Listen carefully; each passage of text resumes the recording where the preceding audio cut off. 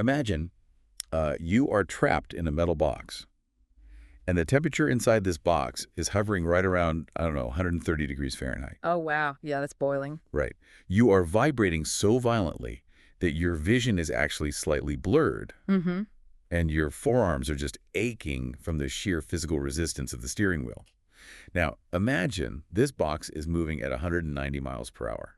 Which is just, terrifying to even think about. Exactly.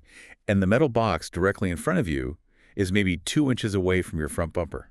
If that. Yeah, if that. And the box behind you is actually touching your rear bumper, physically pushing you forward. Right, just slamming into you. And one tiny twitch of your wrists or, one slight miscalculation of brake pressure by the person in front of you, or even just a sudden gust of wind, and all three of you are instantly sent careening into a concrete wall. Just game over. Game over. Now, I want you to imagine maintaining that exact state of physical tension and mental terror without a single moment of relief for 500 miles. I mean, it is a state of sustained, agonizing vigilance that most human brains simply aren't wired to handle, No, definitely not. You are processing spatial data at a speed that borders on the superhuman, all while essentially holding your breath. And that terrifying, beautiful scenario is the reality of the upcoming BMG 700. Yes, it is. We're talking about super speedway sim racing at Daytona International Speedway, featuring the Gen 3 supercars. And we've spent the last week absolutely buried in the data for this event. Oh, yeah, up to our eyeballs in it. Right. We have the official event outlines, the insanely precise qualifying timesheets, the starting grids for the preliminary duels, and a breakdown of exactly how this massive event is structured. Mm-hmm. So our mission for you, the listener, is to act as your strategic translators. When you pull up the broadcast for this deep dive into the race, we don't just want you watching cars drive in circles. Right, because there's so much more going on. Exactly. We want you to see the invisible aerodynamic forces. We want you to understand the psychological warfare happening over the private radio channels. The story of this race doesn't start when the green flag drops for the 500-mile main event. No, it starts way before that. Yeah. The architecture of this event, which was put together by Inside Lane Productions, is what they are officially calling a massive weekend. A massive weekend. Right. And that format is designed to slowly, methodically break these drivers down over the course of 72 hours. Okay, let's unpack this timeline so you know exactly what kind of marathon we're looking at. The weekend kicks off on Friday, July 17th. Yeah. But it's not just like a quick practice session. Friday is a grueling 12-hour open qualifying session. 12 hours. Just relentless. Right. Then you wake up on Saturday, and the format completely changes. Saturday features 2 separate 100-mile sprint races called the duels. And those set the starting grid for the big show. Exactly. And finally, Sunday is the main event, a 500-mile war of attrition. It really forces the drivers to shift through 3 completely different conflicting psychological states. How so? Well, Friday requires this solitary, zen-like perfection. It's just you, the car, and the track. Right. But then Saturday requires aggressive, elbows-out pack racing to establish a pecking order, and intimidate your rivals. Yeah, you have to be a bully on Saturday. Exactly. And Sunday demands ultimate endurance, resource management, and emotional regulation. You can't carry Friday's mindset into Sunday, or you will end up in the wall. And the pressure that builds across those 3 days isn't just about Tride. We need to talk about the financial stakes, because the organizers have structured the prize pool in a way that actively manipulates how these drivers are going to behave on the track. Oh, absolutely. We are looking at a $2,000 total prize pool. Which, in the sim racing world is a very serious number. It really is. It commands respect, and more importantly, it commands aggression. Right. So, first place in the 500-mile main event takes home $350. Second gets $250. Third gets $200, scaling down to $80 for fifth place. But it's not just about surviving until Sunday afternoon.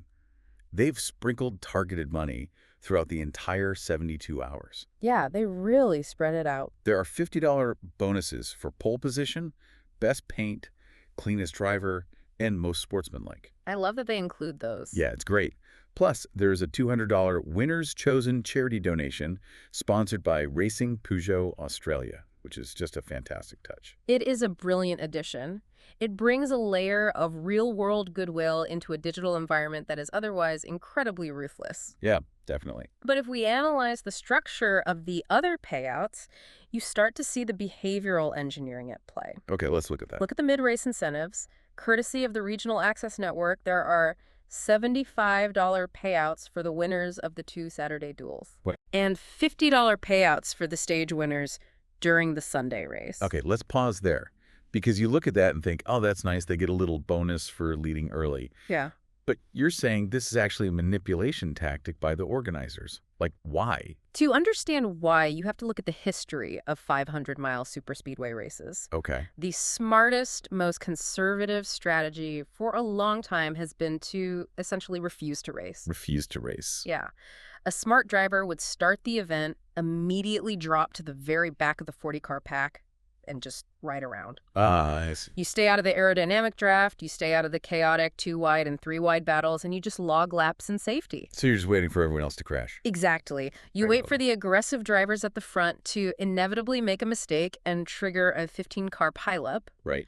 You casually drive through the smoke, and then with 20 laps to go, you take your perfectly preserved car and race the few survivors for the win.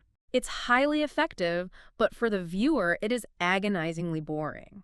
It makes for a terrible broadcast. Right, because for 450 miles, it's just a high-speed parade of people refusing to pass each other. Exactly. It's like watching a massive multi-day poker tournament where everyone just sits at the table and folds every single hand waiting for the final table. That is the perfect analogy. And so the organizers have essentially instituted massive blinds to force the action. Ah, okay. By putting $75 on the line for a dual win on Saturday and $50 on the line for stage wins on Sunday, they have dismantled the right-in-the-back strategy. Right, you can't just coast to survive anymore. No, you can't.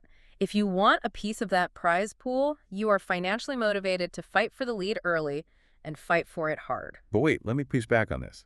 Because if I am a driver and my ultimate goal is the $350 grand prize on Sunday, right? Does winning a $75 duel on Saturday actually make sense? Mm-hmm. Doesn't fighting tooth and nail for $75 just invite unnecessary risk? It absolutely does. Because if I make a stupid move trying to win a Saturday sprint race, I could wreck my primary car before the main event even starts. It invites massive risk, and that is exactly the psychological trap the organizers have set. Oh, wow. The drivers are forced to weigh the immediate gratification of a dual payout against the existential dread of destroying their chassis. And remember, the damage models in this simulation are completely unforgiving. Okay, when you say unforgiving, you mean you can't just pit and have a virtual crew bang out the dents in 10 seconds, right? No, not at all. Okay. If you scrape the wall or trade paint aggressively on Saturday, you might bend the suspension geometry by half a degree. Oh, jeez. You might crease the front right fender. And at Daytona, where aerodynamics are everything, a creased fender ruins your aerodynamic profile. It acts like a parachute. It creates drag. Oh. If you take aerodynamic damage trying to win $75 on Saturday, you will be demonstrably slower on Sunday. Right, you'll just fall out of the pack. You will fall out of the draft entirely. So the drivers are constantly battling their own greed. Do I push for the cash now, or do I lift off the throttle and keep my car pristine?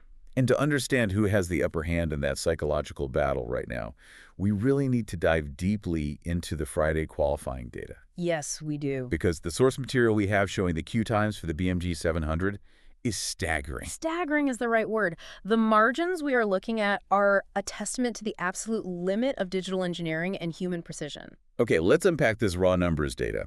Reuben Phelps, driving for SRM in a Gen 3 Chevrolet Camaro, snagged the overall pole position. His lap time was 47.804 seconds. Directly behind him, Wade Sheedy from the Platinum team put his Camaro in second place with a 47.825. Right. And then it gets crazy. We have an absolute dead heat for third. Sean Signori in a Ford Mustang and Lachlan Urquijo in a Camaro both clocked a 47.826. I want you to really think about those numbers. 47.825 to 47.826. Insane. We are talking about a difference of 1/1,000th of a second.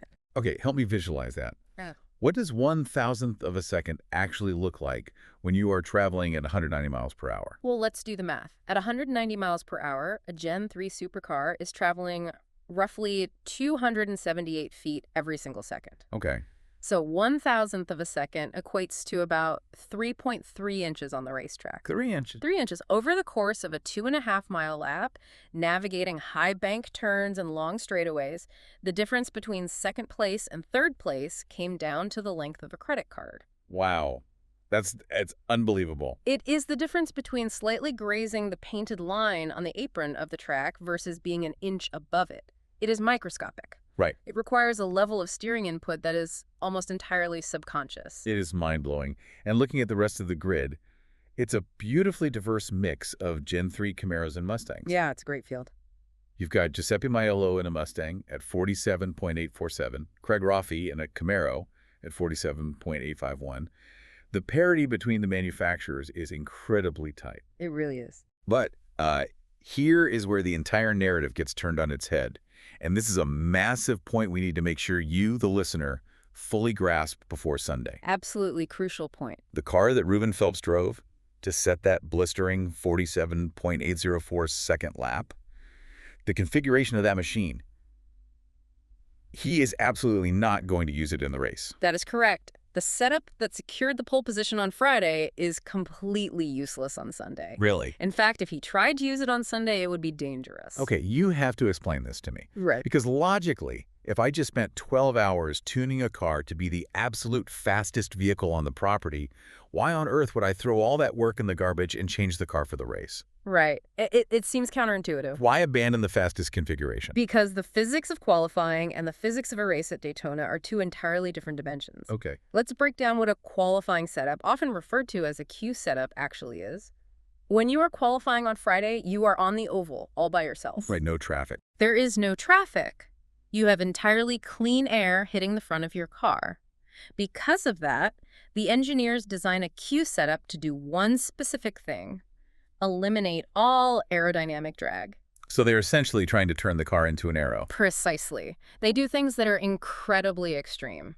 First, they will digitally tape over almost all the air intakes on the front grille. But wait, doesn't that stop air from getting to the radiator? Won't the engine overheat? Oh, yes, the engine will run dangerously hot. Wow. But remember, a qualifying run is only 2 laps. The engine only has to survive for 90 seconds before they shut it off. Oh, okay. That makes sense. Taping the grille stops air from entering the engine bay, which reduces drag. Next, they adjust the suspension geometry. They drop the ride height so low that the floor pan of the car is practically sparking on the asphalt. Which stops turbulent air from getting underneath the chassis, right? Right. So they seal it to the track.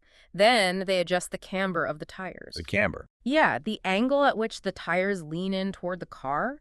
They adjust it so aggressively that the car naturally wants to turn left without the driver even moving the wheel. That sounds awful to drive. It makes the car incredibly fast in the corners, but it makes it terrifyingly unstable if you have to make a sudden, evasive maneuver to the right. Because it's fighting you. Exactly.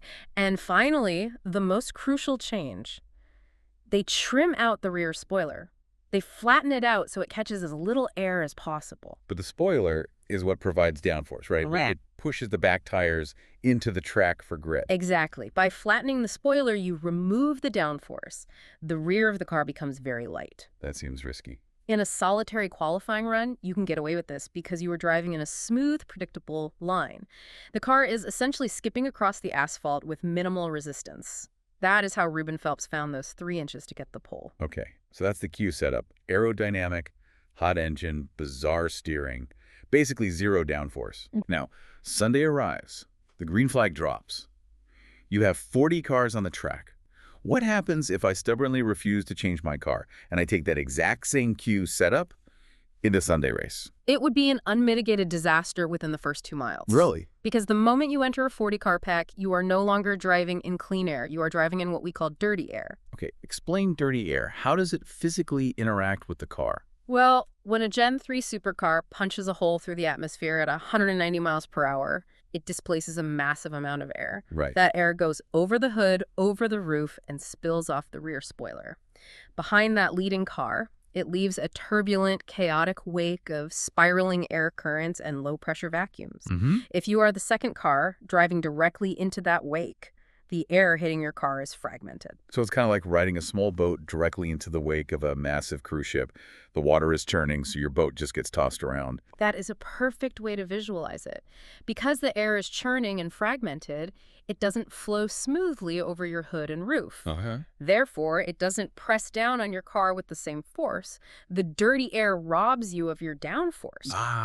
And if I'm using my Q setup, where I already voluntarily removed my rear downforce by flattening the spoiler. Exactly. If you start with almost zero downforce from your Q setup, and then the dirty air of the pack takes away whatever tiny amount of grip you had left, the rear of your car is essentially levitating. That's terrifying. The moment you enter turn 1, surrounded by other cars bucketing you with air, the rear tires will lose traction, and the car will spin violently into the outside retaining wall. And even if you miraculously save it, because the car is sliding around so much due to the lack of grip, those heavily cambered tires will overheat and literally shred themselves down to the virtual cords within 5 laps. Oh, man. Furthermore, because you taped over the grille to reduce drag, your engine will detonate from the heat of being stuck in the draft. Okay, that makes perfect sense. So for Sunday, every single team is going to load a completely different race setup. They have to. They remove the tape so the engine can breathe, they fix the tire camber so they can maneuver safely, and they crank up the angle of the rear spoiler to maximize downforce and stability in that dirty air. Yes. They sacrifice raw, straight-line speed for stability and survival. But wait, if the race setup adds all this drag and downforce, it essentially equalizes the raw speed of all the cars, right? Yes, it does. The aerodynamic draft is so powerful that it naturally pulls the entire field into one massive continuous pack anyway. So starting in first place doesn't mean you can just drive away from the field. Not at all. A lone car with a race setup will always be swallowed by a pack of cars drafting together. So why kill yourself for 12 hours on Friday? Right, why bother? Yeah, why obsess over a thousandth of a second? If the race setup equalizes everyone, and the draft is going to pull the 20th place car right up to your bumper anyway, isn't Friday just a massive ego boost? Why does track position even matter? That is the ultimate setup conundrum, and it's a brilliant question. Why fight for pole if you can't run away with it? Yeah. Because track position at Daytona isn't about raw speed.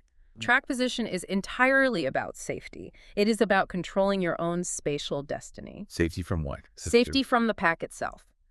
When you have 40 cars running mere inches apart, you are dealing with a chain reaction of human reflexes. If the leader simply encounters a gust of wind and breathes on his brake pedal for a fraction of a second, the second-place car reacts and brakes a tiny bit harder. The third-place car brakes harder still. It's like a ghost jam on the highway. Exactly. You know, when you're driving to work and suddenly traffic comes to a dead stop for no reason, there's no accident, no construction. It's just because one guy 2 miles ahead tapped his brakes because he spilled his coffee. The guy behind him overreacted, and by the time that wave of braking reaches you, everyone is at a complete standstill. That is the exact physics wave, yes. We call it the accordion effect. The accordion effect. Now, take that highway ghost jam, but apply it to vehicles traveling 190 miles an hour where you have 1/100th of a second to react. That's a nightmare. By the time that wave of braking reaches the 15th place car, they are slamming on the brakes in a total panic. Right.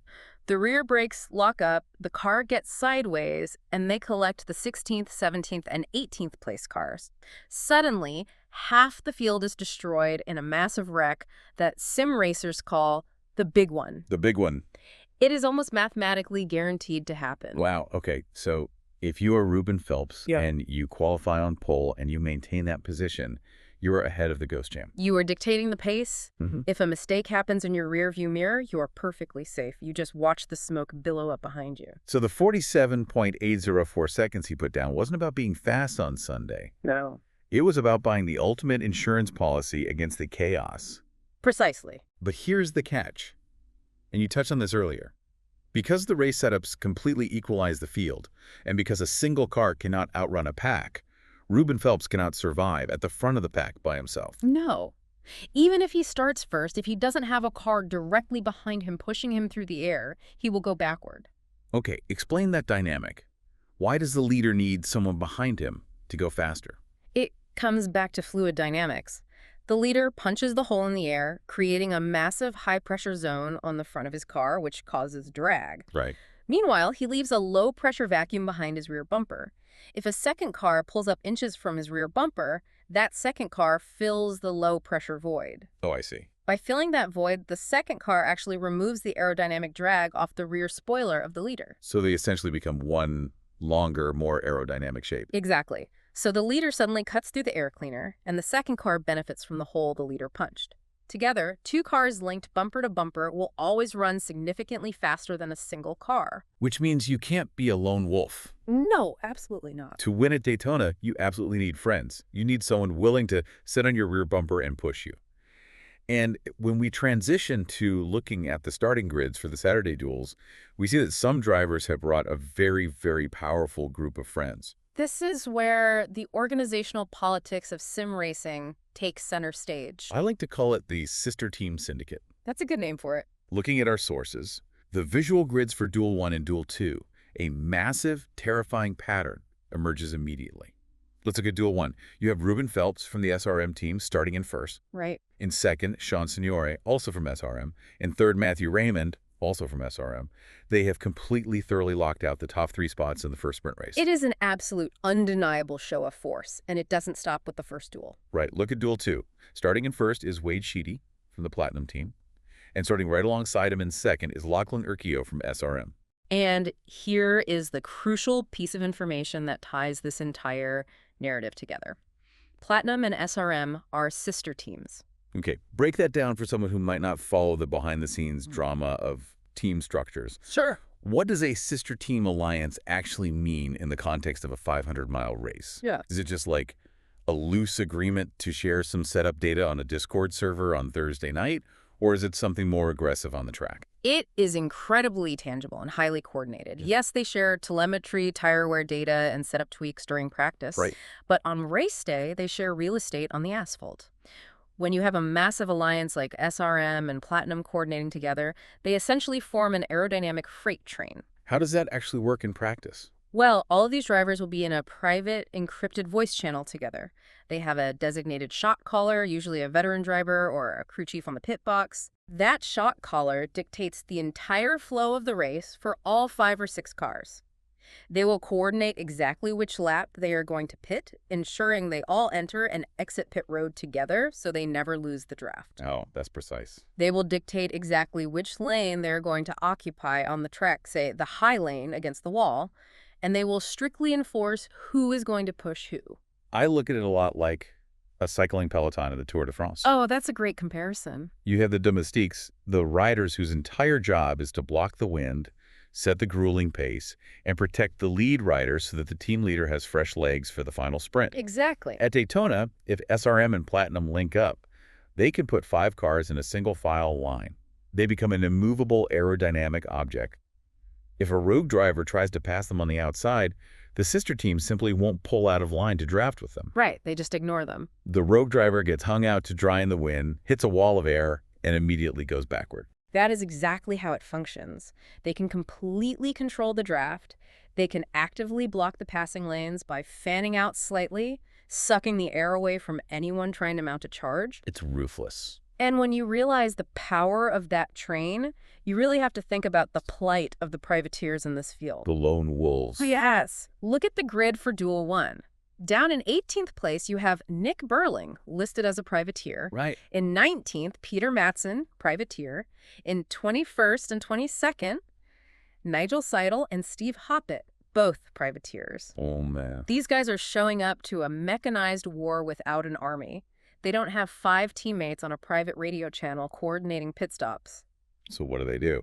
If Nick Burling sees an opening and wants to make a pass for the lead, he has to rely entirely on visual cues to beg someone to come with him and push him. He literally has to hope some random driver decides to trust him at 190 miles an hour. Which rarely happens because the organized teams will actively box him out. But, here's where it gets really interesting to me. I want to play this out to its logical conclusion. Let's say this massive SRM and Platinum alliance executes perfectly. Okay. They dominate the track. They run 1, 2, 3, 4, 5 all day. They execute the peloton strategy flawlessly, blocking everyone else. Right. Now, the laps are winding down in the 500-mile main event.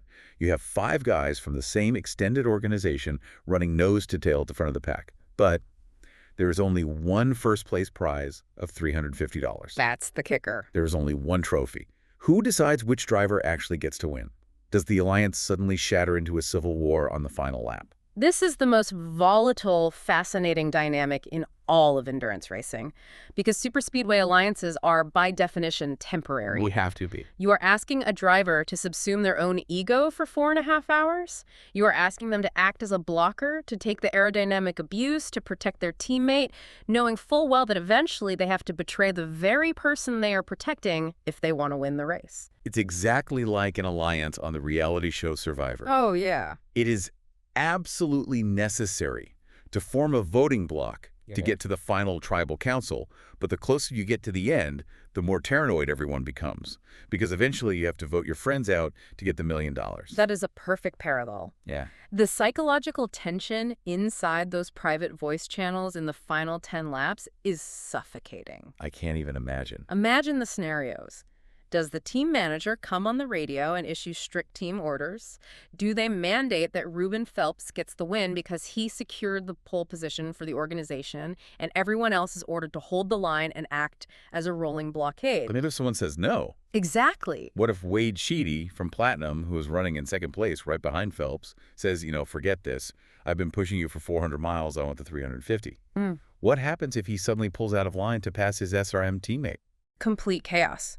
Because if Sheedy pulls out of line to make the pass, does the rest of the train go with him to push him, or do they abandon him and stay with Phelps? Oh, man. And remember the margins we discussed. If Sheedy pulls out of line to betray his teammate, and he misjudges his steering input by a fraction of an inch, he doesn't just ruin his own race. He takes everyone out. He clips the rear quarter panel of Phelps, spins the leader, and systematically wrecks his entire sister organization in one fell swoop.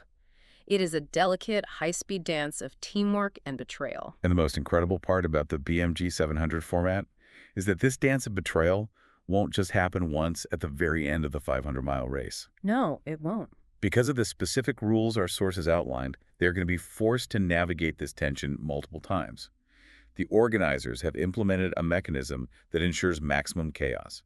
You are talking about the stage breaks. Exactly. The main event on Sunday is a grueling 500 miles, but there is a major, massive twist to the standard endurance format.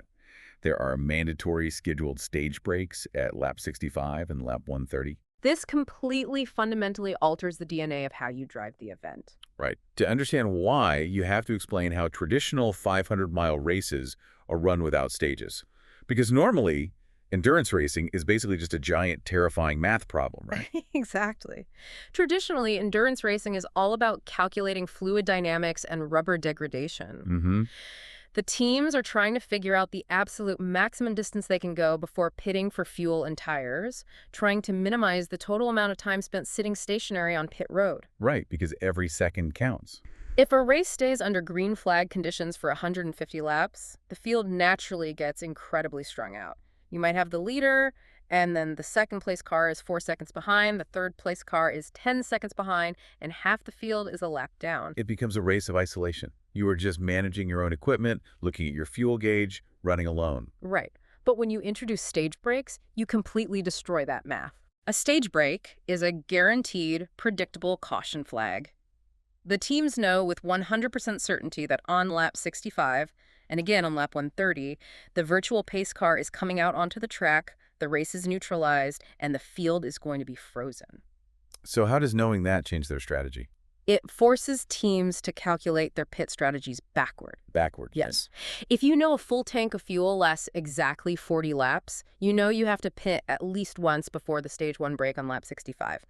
But the strategic variance becomes massive. Okay, give me an example. Do you pit early on lap 30 and take 4 fresh tires, knowing you have enough fuel to safely make it to lap 65? Wow. Or do you try to stretch your fuel to lap 45, take only 2 tires to save 3 seconds on pit road, and try to cycle out into the lead right before the stage ends? What? It turns a fluid endurance marathon into rigid, highly tactical chunks of racing. And we absolutely cannot forget the financial incentive we talked about earlier. The Regional Access Network is putting up a $50 stage winner bonus. Right, the cash. So when you combine a guaranteed caution flag with $50 on the line, Doesn't this essentially turn a 500-mile marathon into three separate, incredibly chaotic sprint races? It absolutely does. I mean, you were guaranteeing that on lap 64 and again on lap 129, drivers are going to execute absolutely desperate, highly aggressive final lap stop maneuvers just to snag that $50 in the stage points. You are absolutely right. It compresses the aggression into these specific flashpoints. But the most devastating impact of a stage break isn't the aggression. What is it? It is the fact that it compresses the physical field. It wipes out leads. Oh, man. Think about the psychological toll of that. Let's say Reuben Phelps and the SRM train execute perfectly. They hit their pit stops flawlessly. Yeah. Through sheer coordination, they managed to pull a massive 10-second gap on the rest of the field by lap 60. They are dominating. And then lap 65 hits, the mandatory caution flag comes out. And all of that hard work is instantly erased.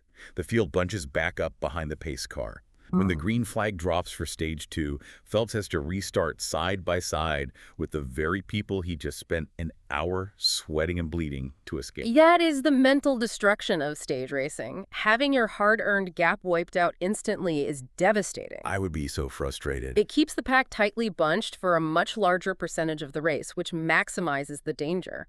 How does a driver mentally reset from that? I have no idea. Imagine you just fought tooth and nail, risking your entire chassis to hold off a charging pack for the stage win on lap 65. Your heart rate is at 160 beats per minute, adrenaline is flooding your system, you cross the line, you win the $50, and then you look at your dashboard and realize you still have 435 miles to go. It seems impossible to maintain that level of intensity. Which transitions perfectly into analyzing the mental preparation required for this long haul. It's massive. Because we are talking about driving a heavy Gen 3 supercar, which produces a massive amount of horsepower, but is not inherently designed to run inches apart in a drafting pack. Right, it's not like a formula car. Exactly. And when we look at the data for who is actually in this field, we see an incredibly diverse range of skill levels navigating this exact same dangerous space. The disparity in experience is one of the most compelling and terrifying aspects of Pro-Am sim racing events. Yeah. In this platform, we measure experience and skill primarily through a metric called I-rating. Let's define that for the listeners who might not be on the service. I-rating is basically an ELO system, right? Like in chess. Exactly. It is a numerical representation of a driver's historical finishing positions, strength of schedule, and overall skill. The higher the number, the better the driver. Okay, so let's look at the heavyweights in the BMG 700 field. We have Jacob Bradley 3 starting back in 19th, but his I-rating is an astronomical 6,725. He holds a Class A safety license. Then you have Jakub Smetana from the Czech NASCAR team starting 10th with an I-rating of 5,968. Peter Smetana is at 6,298. These guys are the absolute elite of the elite. When you have an I-rating approaching 6,000 or 7,000, your brain processes spatial information on the track at superhuman speeds. These drivers have thousands of hours of seat time. Their muscle memory is so ingrained that they don't even consciously think about steering inputs anymore. It's just automatic. They can feel the slip angle of the tires through the force feedback in the steering wheel, and they subconsciously correct a slide before the car even noticeably steps out of line. That's incredible. They don't react to what the car in front of them is doing. They anticipate what the car in front of them is going to do based on the aerodynamic wash. So they are essentially seeing the matrix. But then, right next to them, literally inches away in the exact same aerodynamic draft, you have drivers who are, on paper, vastly less experienced. Yes, you do. We have Nick Burling, the privateer we mentioned earlier, with a Class C license and an I-rating of 940. Oh, wow. We have Steve Hoppett, Class C, 1143. Sean Doyle, Class D, 2589. And this is where the mental toll becomes extraordinary for the veterans. Imagine you are Jacob Bradley 3. You are running at 190 miles per hour, locked onto the bumper of the car ahead of you. Right.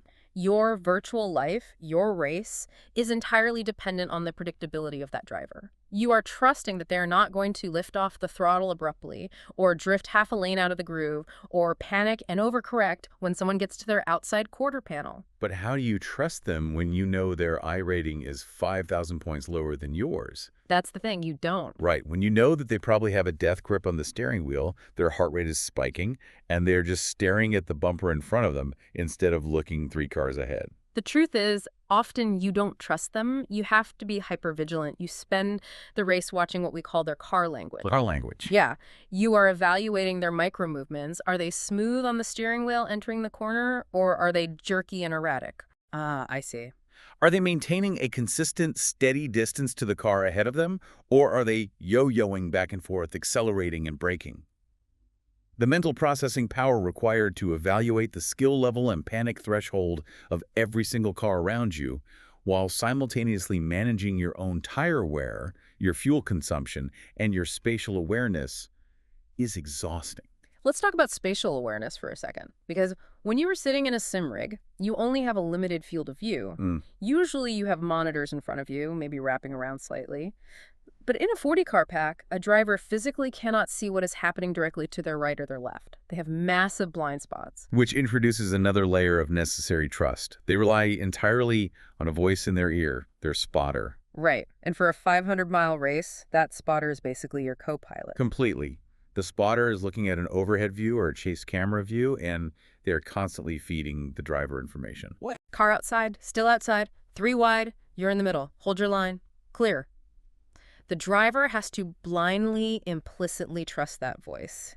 If the spotter misjudges the gap, or if there is a fraction of a second of internet latency, and the spotter says, clear, slightly too early, the driver moves up the track, clips the nose of the car beside them, and causes a massive pileup. And they have to maintain this level of absolute, unflinching trust, focus, and physical endurance for hours. Hours and hours. Remember the timeline we laid out. Friday is 12 hours of agonizing over thousandths of a second.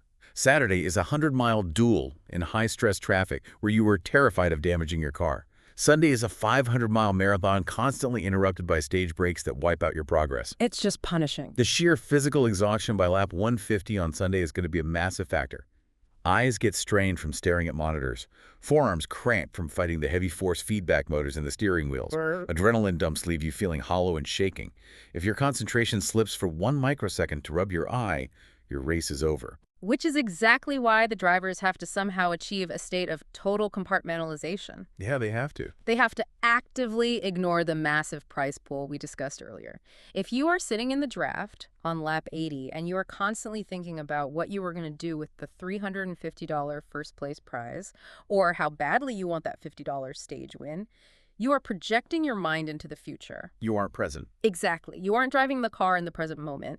You have to lock away the financial stakes, ignore the exhaustion, and focus entirely on the physics of the very next corner. But while the drivers are locked in this zen-like state of survival, desperately trying to ignore all the distractions, the organizers have decided that the viewers should be doing the exact opposite. Yes, they have.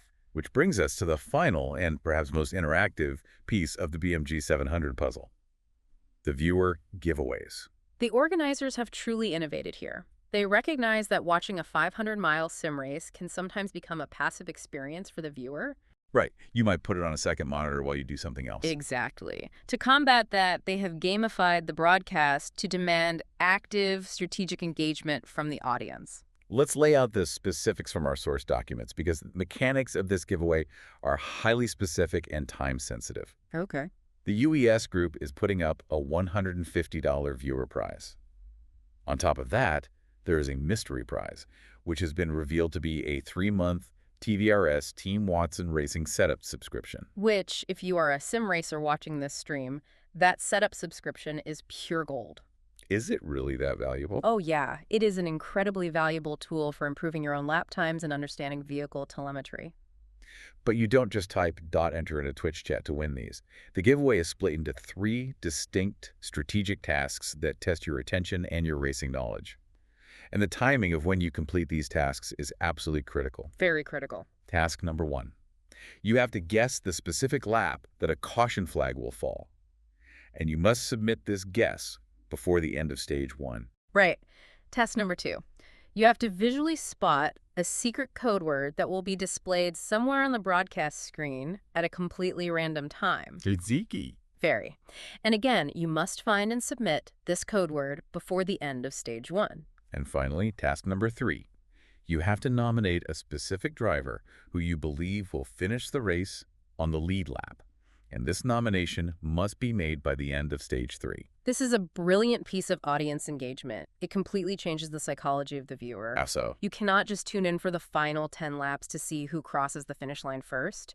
You are forced to engage with the entire narrative arc of the race. Let's break down why these specific tasks are so clever.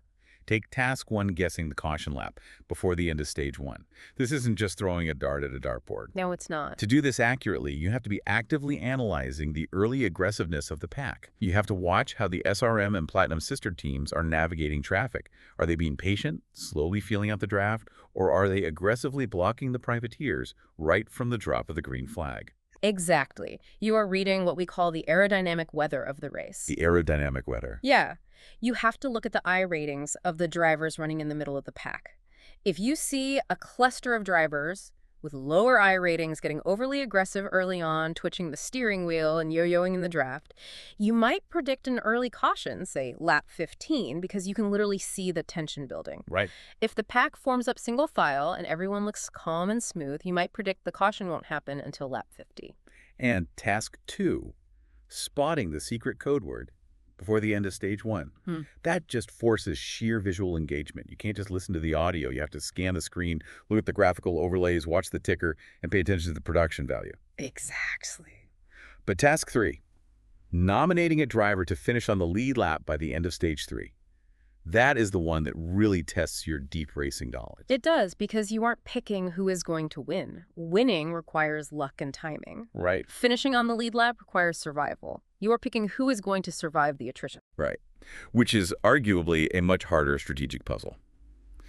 Do you pick a powerhouse driver like Reuben Phelps, knowing he's incredibly fast, but also a massive target at the front of the pack, constantly surrounded by the chaos of the lead draft? That's a risk. Or do you pick a crafty veteran like Jacob Smetana, who might intentionally execute the ride in the back strategy, willingly giving up stage points to ride safely in 25th place all day just to avoid the wrecks, guaranteeing he stays on the lead lap for the final sprint? You are forced to analyze their pit strategies, their team alliances, and their historical risk tolerance. It turns passive fans into active strategists. Yeah, that's so cool. You are literally playing the meta game alongside the drivers, constantly adjusting your predictions based on the flow of the race. Out of those 3 tasks, guessing the caution lap, finding the code word, and picking the lead lap survivor, which one do you think is actually the hardest to get right? Honestly, it has to be guessing the exact lap of a caution. Yeah, you are trying to predict human error in a complex system of 40 variables. It's like trying to predict exactly which raindrop will hit the ground first during a thunderstorm. That's a great analogy. You can analyze the storm clouds, you can measure the wind speed, you can see the tension in the pack, but chaos theory ultimately dictates the exact moment a driver misjudges their braking point by a millimeter. Nominating a lead lap finisher requires skill, data analysis, and an understanding of the drivers. Guessing the exact caution lap requires a touch of actual clairvoyance. Clairvoyance and chaos theory. That perfectly, beautifully encapsulates what superspeedway racing is all about. It really does. Well, we have covered an immense amount of ground today, tearing through the data and the underlying physics for the upcoming BMG 700. Let's do a rapid-fire recap of the absolute most critical takeaways that you, the listener, need to keep front of mind as you prepare for this massive weekend from July 17th to the 19th. Sounds good. First, do not forget the setup conundrum. The blistering raw speed that Reuben Phelps, Wade Sheedy, and Chansonneur displayed in qualifying on Friday is mechanically irrelevant on Sunday. Right. The Q setup is gone.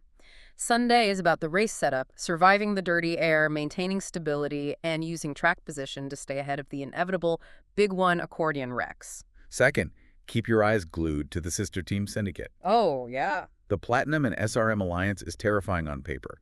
They have locked out the front of both Saturday duels, and they will absolutely try to control the 500-mile race as a unified, immovable aerodynamic freight train. Third, respect the chaotic impact of the stage breaks on lap 65 and lap 130. These force resets will completely wipe out hard-earned bleeds, scramble endurance pit strategies, and financially incentivize desperate, aggressive driving for those $50 bonuses. And finally, remember the ultimate test of mental endurance. 500 miles of trusting the bumper in front of you, managing the massive skill gap between 6,700 I-rating veterans anticipating the aerodynamic wash, and 900 I-rating privateers white-knuckling the steering wheel, It's gonna be intense. all while trying to ignore the physical pain and execute the perfect race. And for you watching at home, get your notebooks out for the UES group giveaway. Guess that caution lap and find that code word before Stage 1 ends, and pick your lead lap survivor by the end of Stage 3. It is gonna be an incredible test of endurance for everyone involved. But before we let you go, I want to leave you with one final provocative thought. Something to mull over as you watch this race unfold on Sunday. Okay, what is it? We spent a lot of time today talking about the sheer overwhelming power of the SRM and Platinum Super Alliance. They have the numbers, they have starting positions, they have the Discord coordination to dictate the pace. But consider this. What happens if the sheer size of their aerodynamic train is their own undoing? It is the ultimate double-edged sword of team racing. Exactly. When you are bump drafting with 5 teammates, the margin for error is absolute zero.